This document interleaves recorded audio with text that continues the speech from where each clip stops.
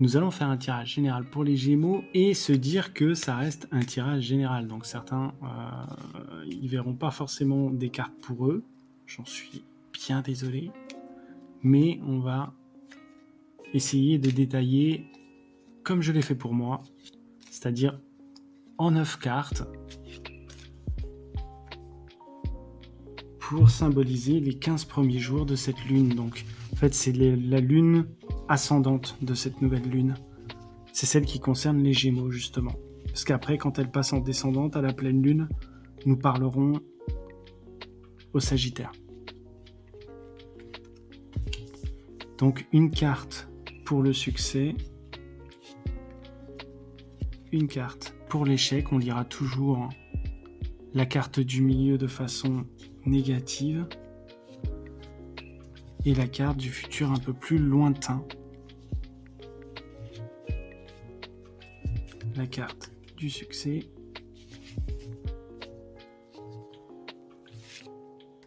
de l'échec et du futur un peu plus lointain.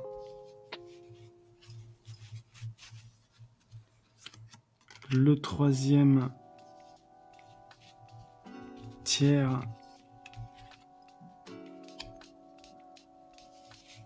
de votre demi-lune. Voilà.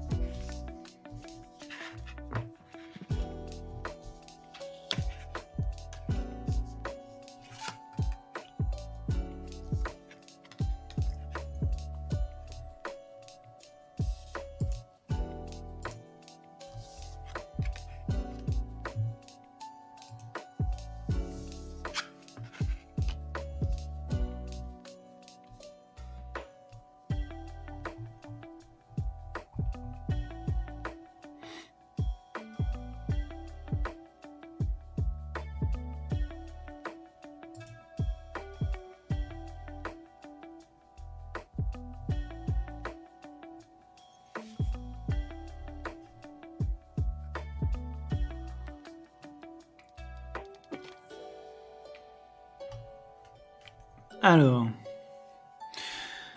pour les Gémeaux. Je vois du positif, je vois du négatif, je vois un peu de tout. C'est pas mal. Très très hétéroclite tout ça. Donc, on va commencer par la première carte de réussite, c'est-à-dire l'état dans lequel le plus proche vous êtes. C'est un état d'équilibre. L'équilibre du 2 de Pentacle signifie que vous avez trouvé en fait une place pour votre vie matérielle, votre vie spirituelle, les deux. Ça se passe plutôt bien. Et du coup, cette carte vient nous confirmer que vous êtes des personnes équilibrées pour le moment. Tout se passe bien de ce côté-là. Il n'y a pas d'excès ni dans l'un ni dans l'autre. La première carte à lire de façon négative, c'est la tour. La tour symbolise le changement, le bouleversement, quelque chose qui pourrait complètement modifier votre vie. Et là, comme elle est à lire de façon négative, ça serait plutôt, le problème viendrait plutôt du refus de changer. Dans un premier temps, vous seriez peut-être un peu bloqué, quelque chose qui pourrait, je sais pas, ça peut être la peur de l'inconnu, la peur de changer quelque chose. En tout cas, cette carte vient nous expliquer que il faudra éviter cette peur du changement pour pouvoir progresser. Le futur plus lointain nous parle d'un cavalier de bâton. Le cavalier de bâton, c'est celui qui est très enthousiaste, qui est créatif, qui est... de toute façon, tout ce qui est bâton, tout ce qui est... toutes les cartes représentant le bâton sont des cartes de créativité, mais celui-ci, c'est vraiment de façon énergique, de façon enthousiasme, un peu comme la reine de bâton d'ailleurs, qui parle d'être enthousiasme, et il y a aussi chez lui le côté charismatique. Voilà. Le charismatique, donc, en gros, cette carte nous explique que vous allez renvoyer une bonne image de vous-même dans cette première partie de cycle.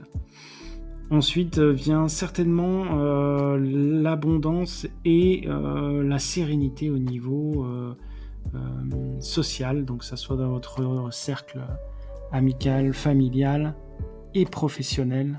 Le pentacle parlant toujours des gains et des biens matériels. Donc là, ça va plutôt être basé là-dessus. Ensuite, il y a la façon négative de lire la roue de la fortune. Alors la roue, c'est souvent exprimé comme une carte où on a une carte qui explique que l'on n'a pas prise sur tout. On ne peut pas forcément décider ni diriger de tout. Il y a parfois ce qu'on appelle le hasard, parfois ce qu'on appelle le destin, parfois ce qu'on appelle tout simplement l'univers qui décide à votre place. Il décide et vous êtes comme cette femme en équilibre sur cette roue, c'est-à-dire que, ma foi, vous n'êtes pas, comment on peut dire, vous n'êtes pas maître du vent qui va vous souffler dessus, ni de quelque chose qui pourrait heurter ces roues et vous faire tomber. Donc quelque part, vous êtes en équilibre, vous êtes bien, mais vous n'aurez pas forcément prise sur tout. Et donc, comme elle est à lire de façon négative, il va falloir éviter de refuser ou de mal prendre ce sur quoi vous n'avez pas prise. Voilà. Il va falloir accepter. Il va falloir faire preuve d'acceptation pour dire bon ben voilà, ça m'arrive, mais bon, je vais faire avec et puis je vais continuer d'avancer. En essayant que ça impacte le moins possible ma vie, ma vie, tout simplement. Ensuite vient l'impératrice. L'impératrice, elle, bon là à lire de façon tout à fait positive, hein, c'est la maternité, la fraternité.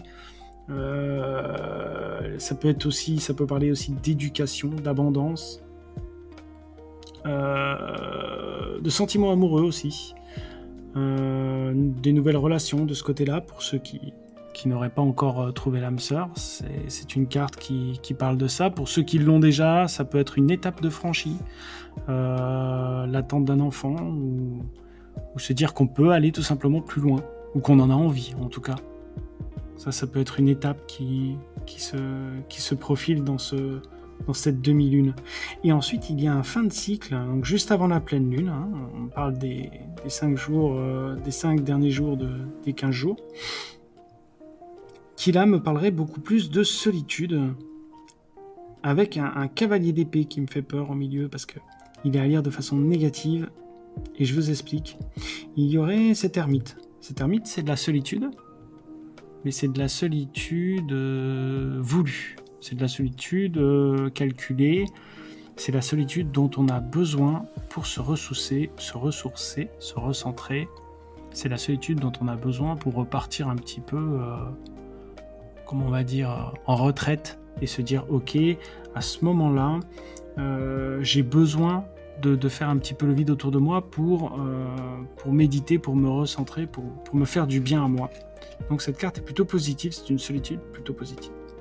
De l'autre côté, un futur plus lointain, c'est une solitude aussi, le 10 d'épée. Mais c'est une solitude, celle-là subie. C'est la solitude qu'on ne choisit pas, tout simplement parce que soit on a été mis à l'écart, ou parce qu'on s'est soi-même mis à l'écart, ou parce que la vie fait qu'à un moment donné, on peut se retrouver dans la solitude.